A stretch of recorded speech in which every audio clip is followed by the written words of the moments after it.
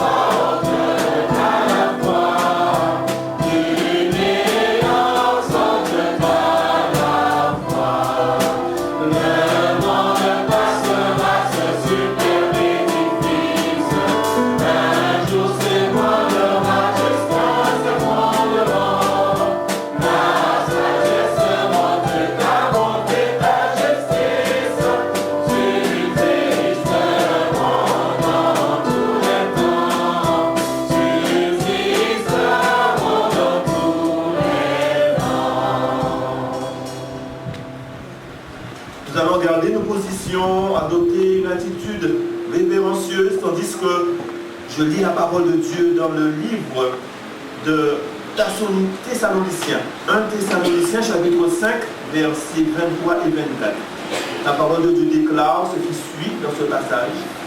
Que le Dieu de paix vous sanctifie lui-même tout entier. Et que tout votre être, l'esprit, l'âme et le corps soient concernés irréprochables lors de l'avènement de notre Seigneur Jésus-Christ. Celui qui vous a appelé est fidèle et c'est lui qui le fera. Que Dieu bénisse l'influence de sa parole dans notre cœur. Nous allons maintenant, pour tous ceux qui le peuvent, nous prosterner pour prier. Et les autres, eh bien, choisissez une position la plus révérencieuse de votre vie.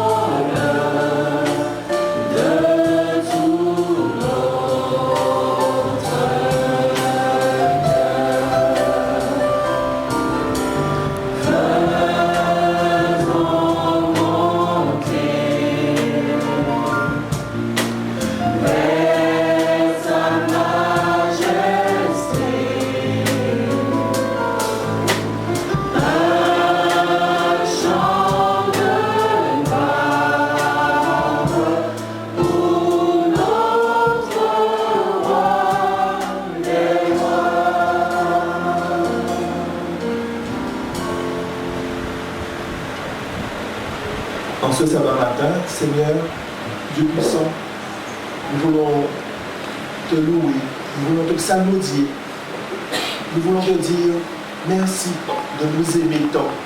Merci parce que tu as pensé, Seigneur, à ton peuple dans le monde entier. Merci parce que nous savons, Seigneur, Si nous sommes présents, c'est parce que tu nous as tant aimés, pour cet amour extraordinaire, que nous n'arrivons même pas à comprendre. Nous voulons te dire merci. Merci, Dieu Tout-Puissant. Merci parce que tu nous as permis de passer une semaine. Pour certains, elle a été agréable. Elle n'a pas manqué de difficultés pour d'autres. Mais nous sommes venus te dire merci parce que tu as été avec nous, tu nous as protégés. Tu as veillé sur nous, tu as pris soin de nous. Et nous voulons te dire merci. Merci. Parce que tu nous as donné ta parole de vie. Merci parce que cette parole, Seigneur, nous rend forts. Et plus nous la consommons, plus nous grandissons. Merci. Merci parce que durant cette semaine, nous avons dirigé nos regards vers la croix du Calvaire. Et tandis que nous étions prosternés, tu nous as parlé, Seigneur. Tandis que nous étions prosternés, tu nous as élevés. Tu as permis, Seigneur, que nous puissions bénéficier de ta sanctification. Tu as permis que nous puissions bénéficier, Seigneur, de ta purification. Merci pour tout cela. Merci. Parce que lorsque nous nous sommes retournés, nous avons vu les pas de Jésus qui nous a portés. Parce que le combat était vraiment difficile. Nous te disons merci. Tu es avec nous, tu veilles sur nous. Merci pour les anges gardiens que tu as mis à notre disposition, qui œuvrent en notre faveur. Merci pour ton Esprit Saint qui est présent. Merci parce que non seulement il frappe à notre porte, mais il fait partie intégrante de nos vies, Seigneur. Il nous convainc de justice, de péché, de jugement. Pour tout cela, Seigneur, nous te disons merci parce que nous ne sommes pas seuls dans le combat. Car sans toi, nous le savons, nous ne pouvons rien faire, Seigneur. Nous avons conscience de cela. C'est pour cela que nous nous réjouissons toujours au 7e jour. Parce que c'est ce jour où tu nous demandes du coucher du soleil jusqu'au coucher du soleil d'être pleinement avec toi. C'est ce jour-là, Seigneur, où tu nous demandes, Seigneur, de passer du temps à te louer, à t'adorer. Tu nous demandes, Seigneur, à travers toutes nos activités ce jour-là, d'être pleinement connectés à toi. Merci parce qu'en ce jour-là, Seigneur, tu nous recrées et tu permets que nous puissions devenir semblables à Jésus, ton Fils béni, qui est mort sur nous pour la porte du Calvaire. Merci, Seigneur. Nous voulons intercéder en ce moment pour la commune de Petit-Bourg, cette commune dont tu nous as placés pour évangéliser, pour dire à tous ceux qui y habitent que tu reviens bientôt et qu'il faut que nous puissions nous préparer, Seigneur. Bénis ceux qui dirigent cette commune, que ton esprit, Seigneur, puisse les influencer et qu'ils puissent accepter, Seigneur, ce que tu leur dis pour l'avancement de cette commune. Bénis tous les médecins de la commune, tous ceux qui œuvrent en faveur du bien d'autrui. Et permets, Seigneur, que leur engagement soit un engagement, Seigneur, désintéressé. Et que tout ce qu'ils font, ils le font, Seigneur, parce qu'ils t'aiment. Au Dieu Tout-Puissant, nous te prions pour ceux qui n'ont pas pu venir t'adorer en ce sabbat matin. Tous ceux qui sont malades, physiquement, Seigneur, que cet empêchement, tu es le grand docteur, Seigneur, qu'ils puissent avoir cette foi que, tandis que nous prions maintenant, tu es en train de les guérir et qu'ils pourront être là, ça va prochain, Seigneur. Bénis ceux qui ont des difficultés morales, qui sont dans ce combat spirituel, ceux qui sont en train de lâcher ta main et qui sont en train de partir vers d'autres horizons, qu'ils puissent se ressaisir, qu'ils puissent, comme l'apôtre Pierre, prendre conscience où il avait-il dit, car toi, Seigneur, tu as les paroles de la vie éternelle.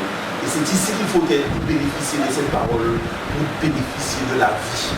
Dieu nous puisse bénir les dirigeants de ton église dans le monde entier, mais bénir en particulier ce sabbat matin le pasteur de ton église, pasteur 16, sa famille, les anciens de ton église, leur famille, et tous ceux qui ont une responsabilité dans ton église. Bénis ton peuple, prosterne au pied de la croix, que tu puisses sanctifier ton peuple en ce sabbat matin, Seigneur, que tu puisses purifier ton peuple, et que ton peuple puisse être un peuple de foi, qui puisse croire que maintenant que leur maladie est guérie, qui puisse croire que maintenant, Seigneur, que toutes les difficultés qu'ils rencontrent avec toi, Seigneur, seront aplanies et tu leur donneras la victoire, Seigneur. Celle que tu as choisie pour prêcher ta parole, qu'elle soit bénie et que cette parole qui sortira de sa bouche soit bénie et trouve une place dans chaque cœur. Bénis les offrandes, bénis la dîme, cette 10e part, que ceux qui sont venus avec elle, Seigneur, ne puissent pas repartir avec elle, mais que cet argent béni serve à l'édification de ton œuvre, non seulement en Guadeloupe, mais quel que soit l'endroit où elle sera envoyée. Que tu puisses nous unir dans ton amour, que nous puissions un peuple, que nous soyons un peuple uni, un peuple fort, et que chacun, là où elle soit placée, comme sentinelle, puisse, Seigneur, veiller et accomplir son devoir, comme nous sommes un peuple de devoir. Je te prie, je te loue, je te bénis, dans le nom de Jésus. Amen.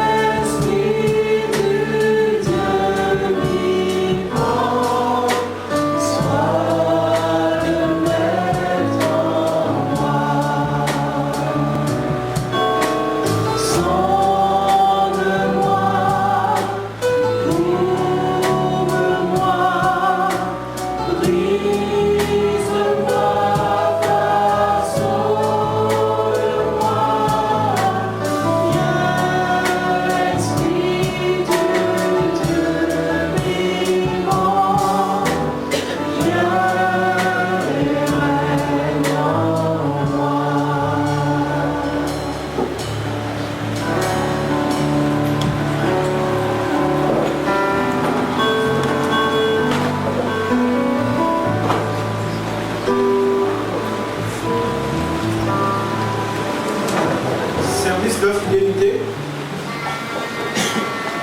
Qui veut encore présenter volontairement aujourd'hui ses offrandes à l'Éternel? Je sais, ô mon Dieu, que tu sondes le cœur et que tu aimes la droiture. Aussi, je t'ai fait toutes ces offrandes volontaires dans la droiture de mon cœur. Et j'ai vu maintenant avec joie ton peuple qui se trouve ici offrir volontairement ses dons.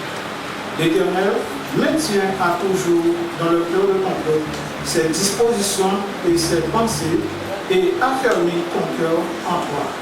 Parole tirée de la Bible dans 1 Chronique 29, versets 17 et 18. Les diapas seront dans les rangs pour recueillir la dîme et les offrandes.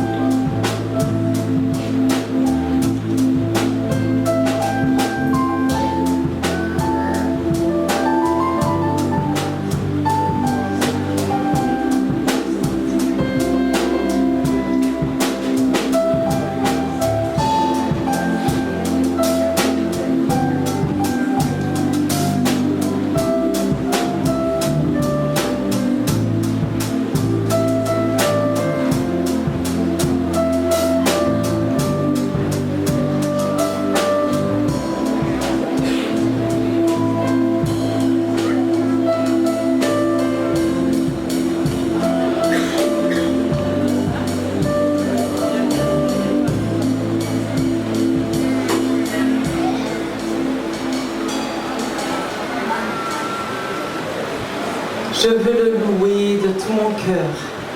Avec moi, avec Laurie, nous allons le louer de tout notre cœur. Lui dire comment nous avons passé la semaine. Nous allons, par ce chant, évacuer tout stress. Nous allons encore le louer, chanter à l'Éternel, louer son nom. Je veux le louer de tout mon cœur.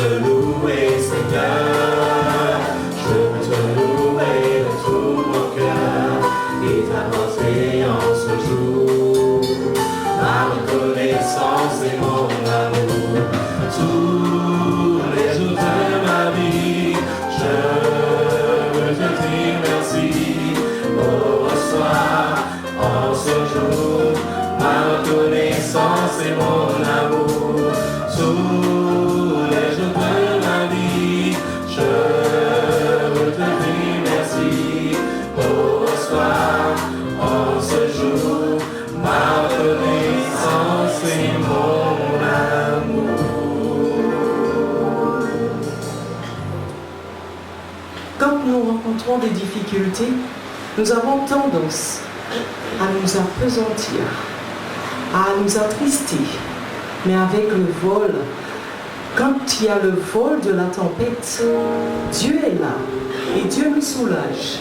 Dieu nous empêche de rester triste. Et il nous dit, au lieu de rester triste, de compter les bienfaits qu'il nous donne. Au numéro 527 de notre hymne et louange, quand le vol de la tempête.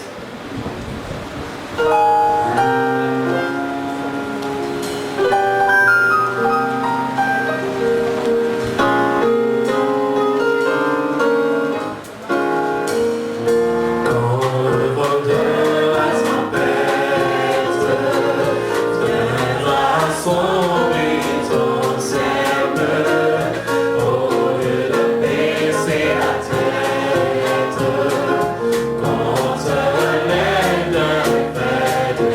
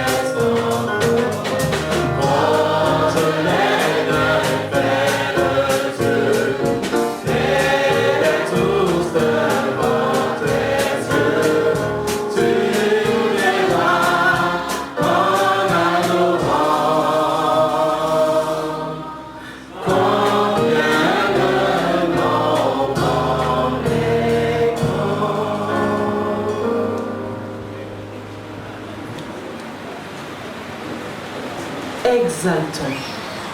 Exaltons le Seigneur Jésus. Exaltons son nom. Je t'exalterai. Oh, je t'exalterai, Seigneur, parmi toutes les nations.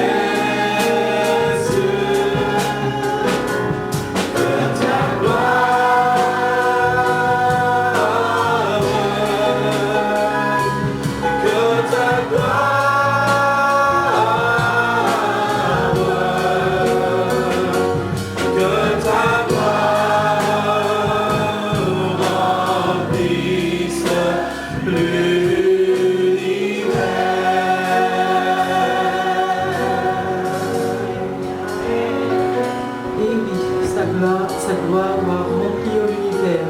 Et avec Lana et Simeon, nous allons encore louer.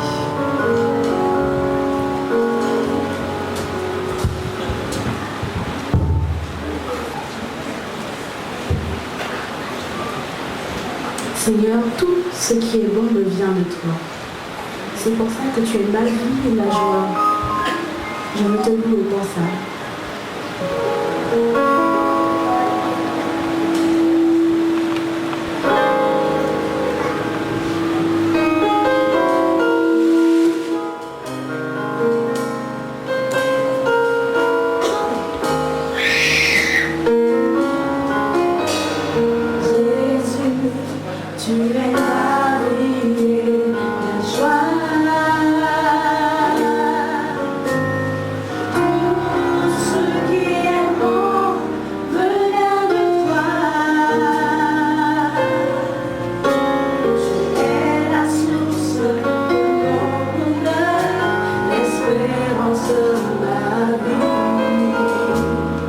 Jésus, tu es ma vie, ma joie.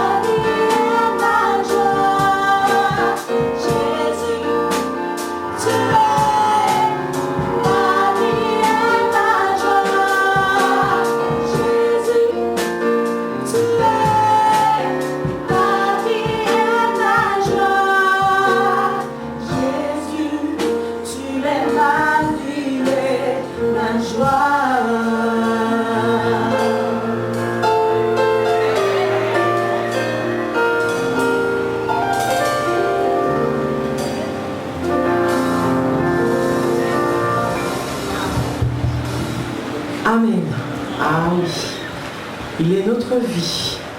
Et nous allons encore crier son nom au 286 de notre hymne et louange.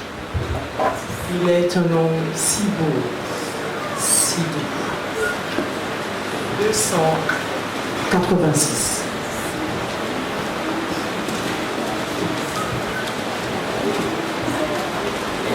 Le 1 et le 5.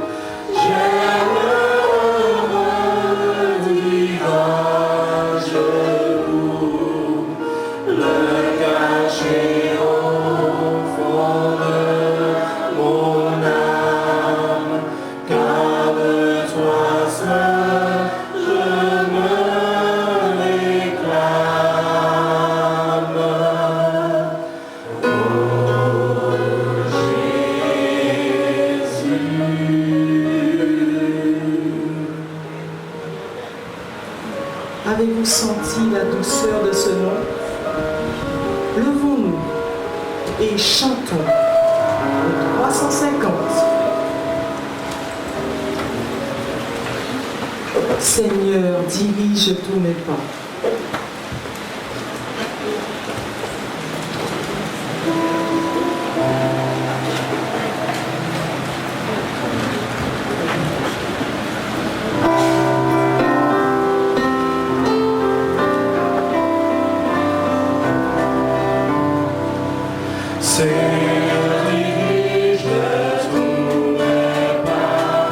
Vers le ciel, ma place brille.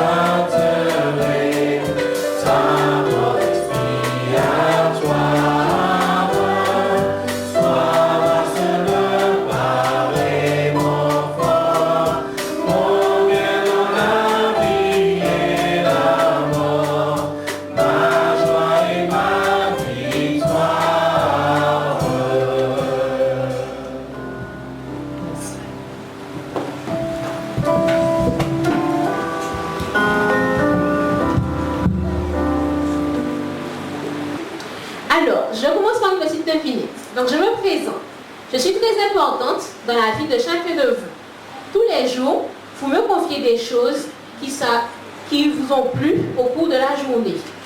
Mais ça arrive que vous me confiez des choses plus désagréables ou des choses qui vont vous aider à aller mieux.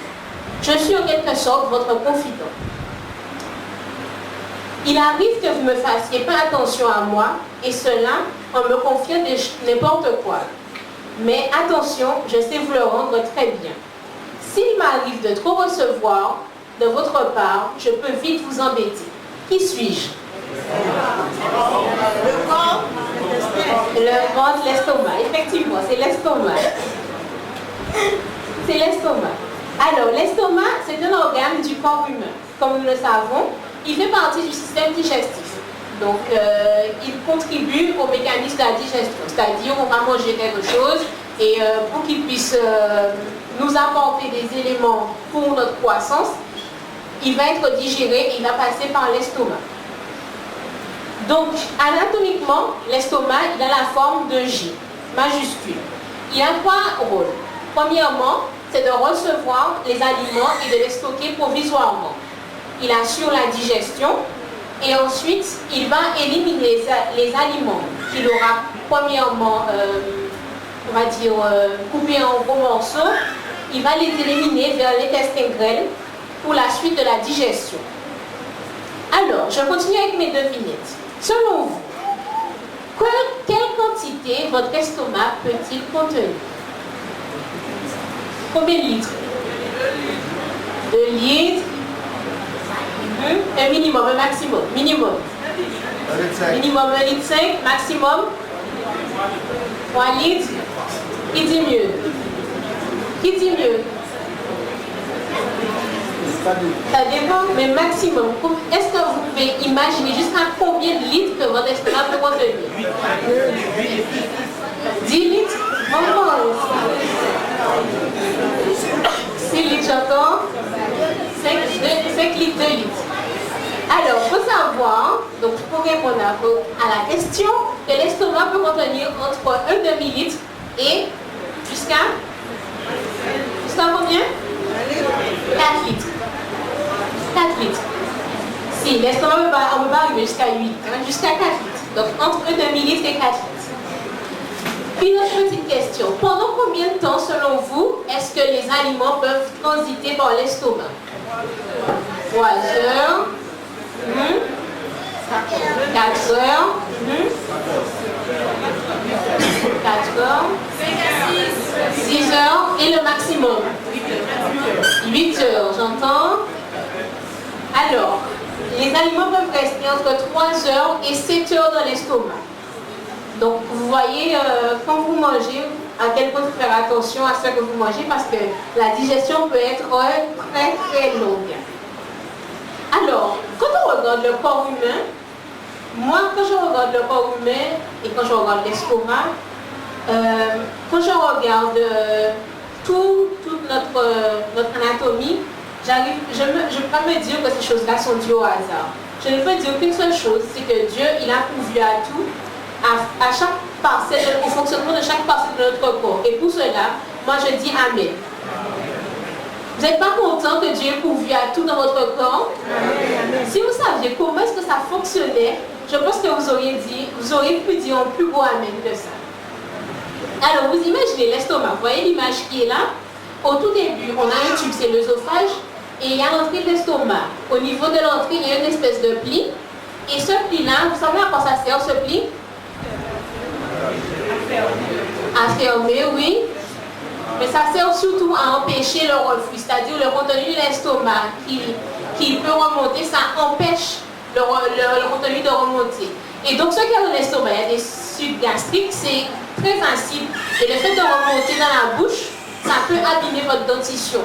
Et donc, vous voyez à quel point Dieu, il a prévu quand même que les sucres ne remontent pas pour éviter ce genre de choses. Ça peut vous causer des acidités. Je suis sûre qu'il y a certains d'entre vous, vous avez déjà ressenti des brûlures au niveau de l'œsophage. À ce niveau-là, vous avez des brûlures. C'est le contenu qui remonte un petit peu. Soit vous avez trop mangé, ou soit il y a un dysfonctionnement à ce niveau-là. Ensuite, l'estomac, il est constitué de plusieurs parties. Donc au début, quand les aliments vont rentrer dans l'estomac, ils vont être mouillés. Donc ce n'est pas nécessaire de manger, de boire quand vous mangez, parce que l'estomac, il y a tout ce qu'il faut. Donc quand les aliments arrivent dans l'estomac, ils sont mouillés. Donc ça c'est à l'entrée de l'estomac. Ensuite, dans le corps de l'estomac, les aliments vont être brassés et ils vont être en contact avec les sucres qui vont les couper en gros morceaux. Enfin, un gros morceau, c'est une image, parce que c'est beaucoup, beaucoup plus petit.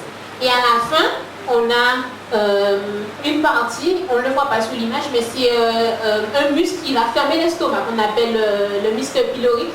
Et lui, ce muscle-là, il va contrôler, c'est le rôle de gendarme. C'est-à-dire que les aliments qui vont sortir, ils ne devront pas faire plus de 0,5 mm de diamètre. Tout ça pour le bon fonctionnement de notre organisme. Alors, imaginez-vous un instant, imaginez-vous que vous avez votre voiture, vous êtes à court d'essence, mais vous devez faire le plein. Mais aujourd'hui, vous n'avez pas envie d'aller faire le plein à la station-service. Qu'est-ce que vous avez décidé de faire? De mettre du jus de canne dans le réservoir. Ou du jus de goyave, hein, parce que c'est ce que vous avez à la maison. Vous avez une cargaison de jus de canne ou une cargaison de jus de goyave. Vous décidez de mettre ça dans votre votre moteur.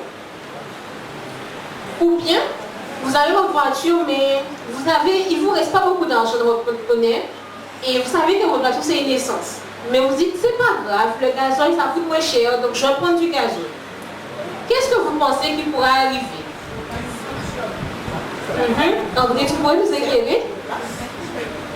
Alors effectivement, sur les nouvelles voitures, une voiture qui fonctionne avec du gazole, qu'on met de l'essence, ça peut faire fonctionner la voiture en ce moment parce qu'il y a des injecteurs qu'on appelle ici common rail, donc ça peut faire fonctionner, mais vraiment très malement, ça va fumer et au bout d'un moment la voiture va s'arrêter. Mais si on fait l'inverse, c'est sûr qu'on ne va pas bouger la voiture de là où il est. On remercie notre spécialiste. Donc, en effet, le mauvais carburant, il va endommager les éléments du moteur. Et la voiture ne fera peut-être pas 1 mm. Une erreur de carburant va occasionner des frais énormes pour vous. Ces frais peuvent être cachés au début, comme il disait que la voiture peut avancer, mais après s'arrêter. Ou on peut y avoir des frais qui peuvent rester cachés. Donc on les verra apparaître sur le long terme. C'est-à-dire qu'on verra au bout de quelques temps, on se dira, on ne saura pas forcément que c'est dû à ça, mais on verra que la voiture va se dégrader de plus en plus. Donc, pour faire le parallèle, nous voyons bien comment est-ce qu'il est nécessaire et primordial de faire attention à ce que nous mettons dans notre estomac. Parce que notre estomac, c'est comme le moteur de la voiture. Si nous mettons n'importe quoi, il se peut qu'il y ait des dysfonctionnements. Donc nous savons tous les types de dysfonctionnements qui peuvent arriver, les brûlures, les vomissements,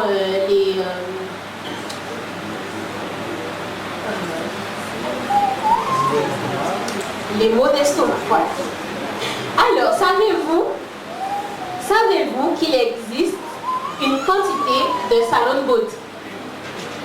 Les salons de coiffure, quel type de salon de beauté qui existe encore?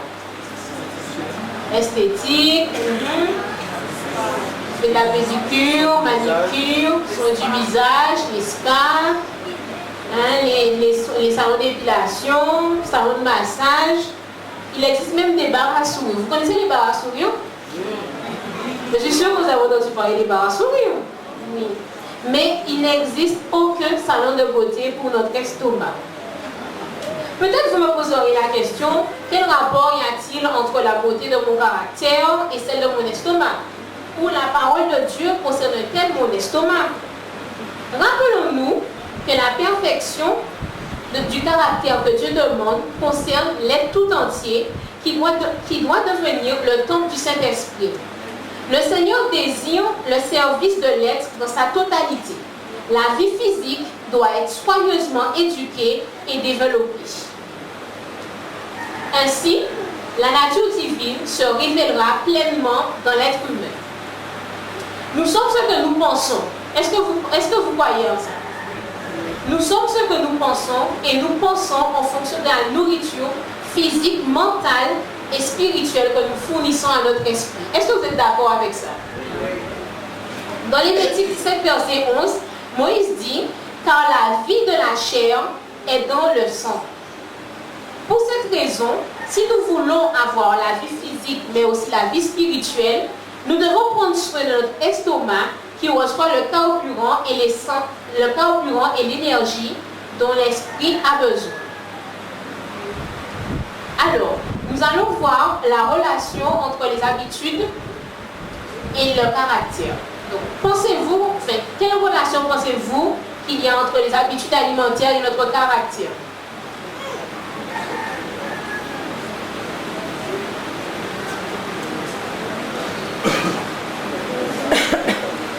Quelle relation, selon vous, y a-t-il entre nos habitudes alimentaires et le caractère? Mais je vais vous répondre, je vois que vous n'êtes pas très bavard ce matin. Il existe un lien entre la santé physique et l'édification du caractère. Le corps est le moyen essentiel par lequel l'esprit et l'âme se développent par l'édification du caractère. Beaucoup de gens corrompent leur tempérament par une mauvaise manière de se nourrir.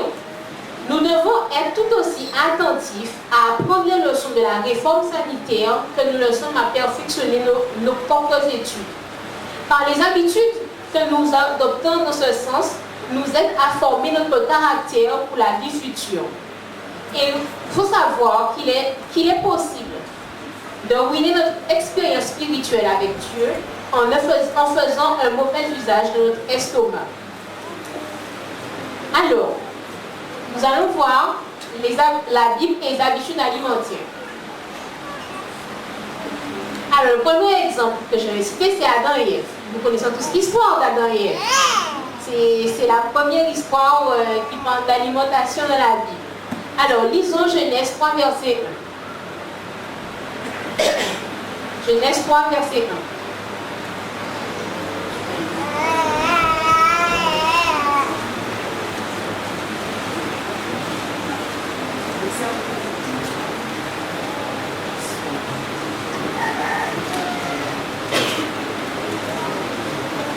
Le serpent était le plus rusé de tous les animaux.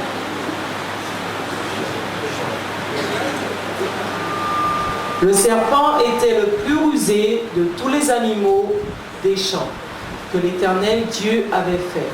Il dit à la femme, Dieu a-t-il réellement dit, vous ne mangerez pas de tous les arbres du jardin?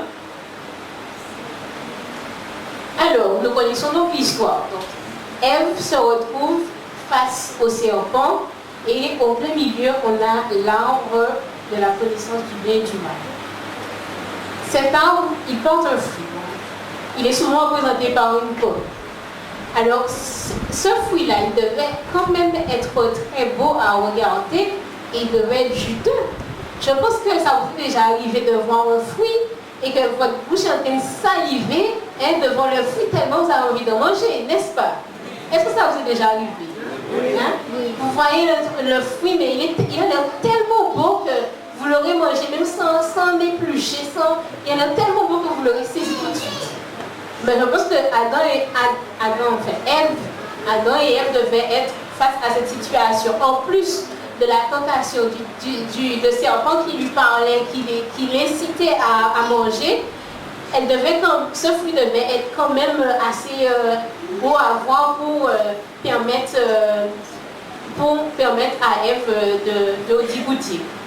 Adam et Ève, ils ont été victimes de leur gourmandise et de leur appétit. Ils n'ont pas su y résister. Je suppose que le fruit devait être très beau. La sobriété dans la nourriture et la maîtrise des passions préserveront l'intelligence, produiront la vigueur mentale et morale.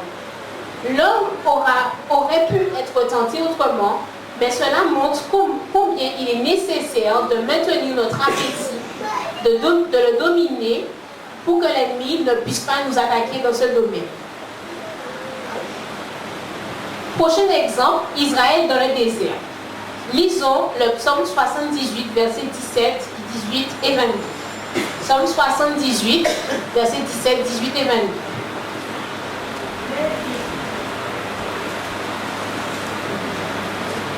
Mais ils continuèrent à pécher contre lui, à se révolter contre le Très-Haut dans le désert. Ils tentèrent Dieu dans leur cœur en demandant de la nourriture selon leurs désirs, parce qu'ils ne crurent pas en Dieu, parce qu'ils n'eurent pas confiance dans son secours. Là encore, nous connaissons cette histoire. Donc, le peuple d'Israël, Dieu les a fait sortir d'Égypte. Et ils se sont retrouvés à court de nourriture. Et donc, Dieu leur a envoyé la nourriture providentielle. Donc, qu'est-ce qui se passe? Dieu leur donne quelque chose à manger. Donc, je suppose que Dieu, s'il leur a donné la manne, c'est qu'il savait que la manne contenait tous les éléments nécessaires pour leur croissance, pour leur vie. Mais eux, ils ont mis de côté ce que Dieu avait choisi pour eux parce qu'ils désiraient autre chose. Ils désiraient revenir à leur ancien régime qu'ils avaient connu en Égypte. Donc, quand Dieu les fit sortir, c'était pour faire d'eux un peuple particulier, pour qu'ils soient un exemple et une bénédiction pour le monde. Il leur fournit l'aliment le plus adapté, la manne. Mais à cause de leurs plaintes, Dieu leur accorda la viande pendant une période. Dans cet épisode, nous voyons la relation entre la confiance en Dieu, la confiance dans le salut de Dieu et le respect des commandements nutritionnels. Les Israélites n'avaient pas confiance, ils pensaient que, en quelque part, ils pensaient que Dieu ne savait pas choisir le meilleur aliment qu'il fallait pour eux. En s'écartant des directives divines touchant leur alimentation, les Israélites s'exposèrent à de sérieux préjudices. Et Ellen White nous dit qu'ils ne parvinrent pas au caractère idéal que Dieu leur avait proposé et n'accomplirent pas ses desseins. Nous allons passer au prochain exemple, Daniel, l'exemple de Daniel. Donc, lisons Daniel 1, versets 5 et 8. Le roi leur assigna pour chaque jour une portion des mets de sa table et du vin dont ils buvaient, voulant les élever pendant 3 années, au bout desquelles ils seraient au service du roi. Daniel résolut de ne pas se souiller par les mets du roi et par le vin dont le roi buvait, et il pria le chef des eunuques de ne pas l'obliger à se souiller. Merci. Donc là aussi, nous connaissons l'histoire de Daniel. Daniel, c'est un jeune homme un israélite qui a été déporté à Babylone avec ses compagnons. Et nous voyons que Daniel était habitué à un régime alimentaire et lui, il ne voulait pas se souiller en mangeant n'importe quoi. Donc, il avait conscience de ses capacités humaines, mais il n'a pas décidé de se reposer sur ses capacités. Il a placé sa confiance en Dieu. Et nous disons Amen pour cela. Il savait que la nourriture du roi ne pouvait pas accroître ses forces physiques ni développer ses capacités intellectuelles. Les tentations suscitées par la gourmandise ont un pouvoir qui ne peut être brisé que par l'aide accordée par Dieu. La décision de Daniel prouve aussi sa force de caractère. Ceux qui décident de vivre et de manger pour glorifier Dieu voient toujours les résultats qu'ils n'auraient pas imaginés. Alors, nous passons à l'exemple de Christ dans le désert. Lisons Matthieu 4, versets 2 à 4. Après avoir jeûné 40 jours et 40 nuits, il eut faim. Le tentateur s'étant approché lui dit : si tu es fils de Dieu, ordonne que ces pierres deviennent des pains. Jésus répondit : il est écrit, l'homme ne vivra pas de pain seulement, mais de toute parole qui sort de la bouche de Dieu. Merci. Alors, Jésus, il sort d'une période de jeûne de 40 jours et 40 nuits. Donc vous imaginez combien ça doit être difficile, 40 jours et 40 nuits de jeûner. Déjà, un jour, de jeûner un jour. Qui est-ce qui dit que c'est difficile de jeûner un jour? Je vois les gens qui sont honnêtes, qui disent que c'est difficile de jeûner un jour. Qui est-ce qui dit que c'est facile de jeûner 2 jours? Personne ne lève la main. Qui est-ce qui dit que c'est facile de jeûner une journée? Alors vous imaginez, quand vous avez fini le jeûne, quand votre journée de jeûne se termine, à quoi pensez-vous premièrement? À manger. Qui est-ce qui pense à manger à la fin du jeûne? Soyez honnêtes, qui est-ce qui pense à manger à la fin du jeûne? Qui est-ce qui pense à autre chose? Alors, on ne pense pas à manger, mais on ne pense pas à autre chose non plus. Mais je suis sûre que la plupart d'entre vous, quand vous avez fini de jeûner, votre première pensée quand même, si ce n'est pas la première ou la deuxième, mais ça reste quand même le repas, vous pensez à manger. Et je suis sûre, n'est-ce pas, Laurie, qu'on imagine qu'est-ce qu'on va manger pendant qu'on est en train de jeûner. Ça arrive, hein? Je pense que c'est assez. Moi, ça m'arrive aussi. J'avoue, ça m'arrive de penser à qu'est-ce que je vais manger après mon jeûne. Ça m'arrive. Je ne me mentirai pas, je dirais que ça m'arrive. Et je veux bien croire que ça devait être difficile pour Christ, après avoir jeûné 40 jours et 40 nuits, qu'on vienne, qu'on lui présente, on le tente en plus dans le domaine de la nourriture. Comme Adam et Ève, il a été tenté par le diable dans la nourriture. Et dans toutes les leçons qui peuvent se dégager de cette première bonne tentation du Christ, aucune n'est plus importante que celle qui a trait à la domination des appétits et des passions. C'est par l'intempérance que Satan s'efforce à détruire les facultés mentales et morales inestimables que Dieu nous a dotées tout un chacun. Dans le livre de Jésus-Christ, à la page 104, Ellen White nous dit que l'angoisse inexprimable que le Christ a éprouvée nous permet d'estimer la mesure du mal qu'il y a à se livrer sans frein à une vie de plaisir. Son exemple nous montre que notre seule espérance de vie éternelle réside dans la soumission des appétits et des passions à la volonté de Dieu. Nous passons à l'exemple de Paul. Lisons Philippiens 3, verset 19. Leur fin sera perdition. Ils ont pour Dieu leur ventre, ils mettent leur gloire dans ce qui fait leur honte, ils ne pensent qu'aux choses de la terre. Le premier commandement dans Exode 20, verset 3, il dit, le premier commandement, il dit quoi? Effectivement, tu n'auras pas d'autre Dieu devant ma place. Mais malheureusement, nous constatons que l'estomac est le Dieu de ce siècle et qu'il travaille à la perdition de l'humanité. Paul était un réformateur de la santé.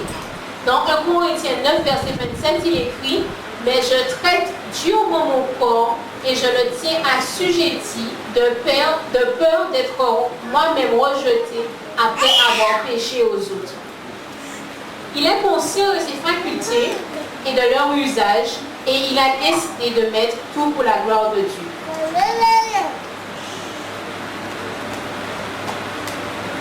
Alors, quelle cure de beauté pour notre estomac? Nous décidons souvent d'aller au salon nous faire une petite beauté, mais aujourd'hui, nous devons savoir quelle cure de beauté devons-nous faire pour notre estomac.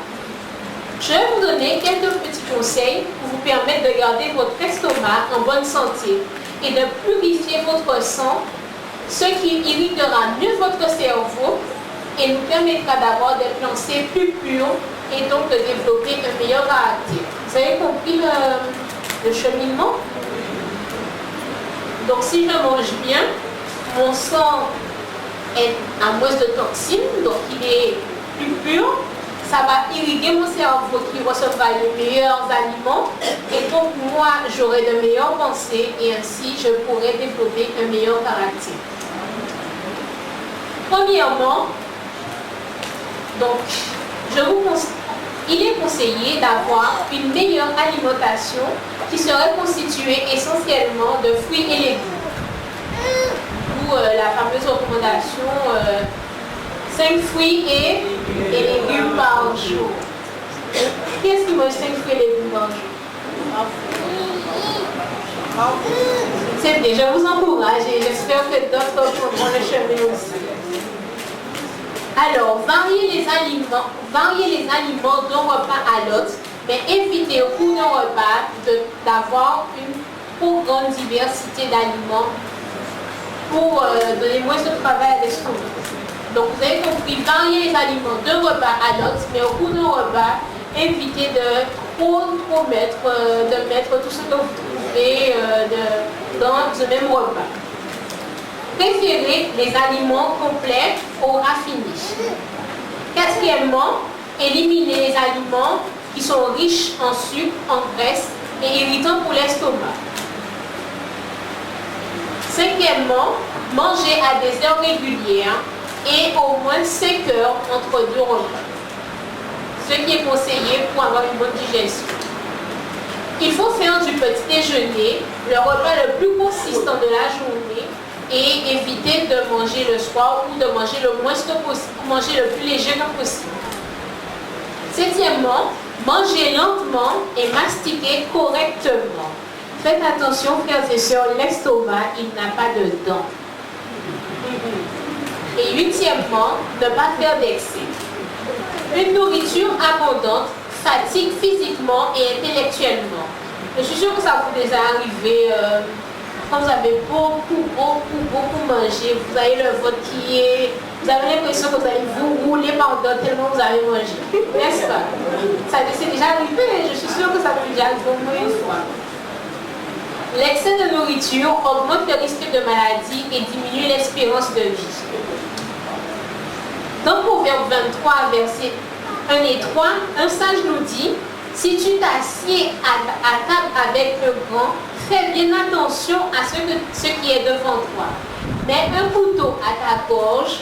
Si tu as trop d'avidité, ne désire pas ces friandises, c'est un aliment trop peu. Nous avons le privilège de recevoir de Dieu les indications pour notre régime. Alors, dans le livre d'Ellen White, Conseil sur la nutrition et les aliments, il est dit: les céréales, les fruits et les légumes sont les aliments que Dieu nous offre, à l'état naturel pour apprêter d'une manière saine. Ils constituent le régime le plus nourrissant. Ils donnent une force et une endurance et une vigueur physique et intellectuelle qu'une nourriture plus compliquée et plus stimulante ne saurait jamais fournir. Peu de gens se rendent compte des rapports intimes qui existent entre leur régime alimentaire et leur santé, leur caractère, leur utilité dans ce monde et leur destinée éternelle. Mais nous, frères et sœurs, nous devons en avoir conscience. C'est la raison pour laquelle nous devrions confier cette partie de notre corps au contrôle et aux soins de celui qui nous a créés et désire faire de nous le temple de son esprit. Souvenons-nous de cette pensée. L'alimentation est liée à la spiritualité. L'expérience spirituelle est grandement influencée par la façon dont l'estomac est traité. Une alimentation et des boissons conformes aux lois de la santé favorisent des actions vertueuses. Si au contraire l'estomac est maltraité par des habitudes malsaines, Satan en profite et crée des dysfonctionnements dans l'organisme tout entier. Il est impressionnant pour nous de constater que notre plus grand ennemi est notre moi non sanctifié. Il arrive d'héberger en nous un mal capable de nous détruire. Selon le récit de la Bible, les jeunes Hébreux qui arrivèrent au palais à Babylone donnèrent un témoignage positif et se comportèrent en véritables ambassadeurs du Seigneur. Nul ne pouvait rivaliser avec eux en force physique, en vigueur intellectuelle et en connaissance. Si le grand monarque babylonien cherchait des gens distingués, de jeunes garçons sans défaut corporel, de belles apparences, doués de toute sagesse, d'intelligence et d'instruction, capables de servir le palais du roi, le véritable roi des rois, le Seigneur, le roi de l'univers, ne mérite-t-il pas que les chrétiens révèlent sa beauté et sa grandeur par leur santé et par leur vitalité. Est-ce que vous avez compris ce que je viens de dire? Si le roi à Babylone, il cherchait des gens bien, des beaux, des forts, des vigoureux, des intelligents, est-ce que vous ne pensez pas que Dieu, lui, il mérite des gens comme ça? Est-ce que vous pensez ça? Donc c'est pour cela que nous devons faire attention à notre santé et à ce que nous consommons. Excusez-moi. Je crois que Dieu mérite toute la gloire et l'honneur. Et je prie que la recommandation de l'apôtre devienne notre expérience personnelle.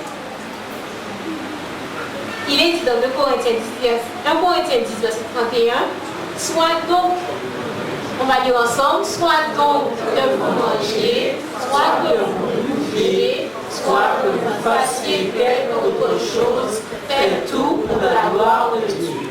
Amen. Et c'est là ce que je souhaite pour chacun d'entre vous. Amen.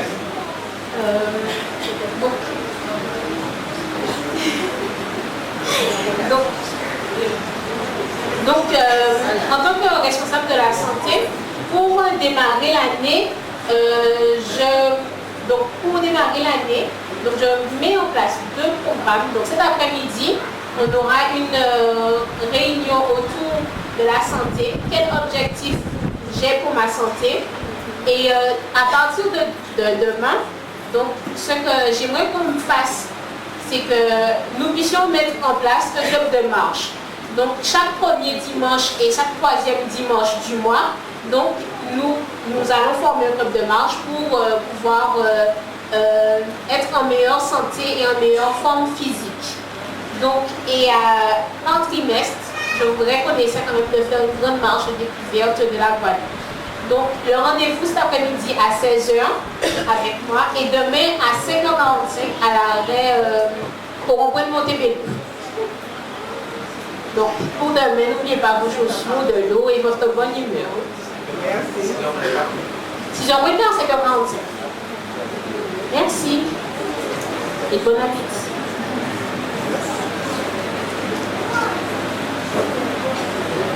Alors, nous allons nous mettre debout pour notre cantique au numéro 569 et chanter le 569.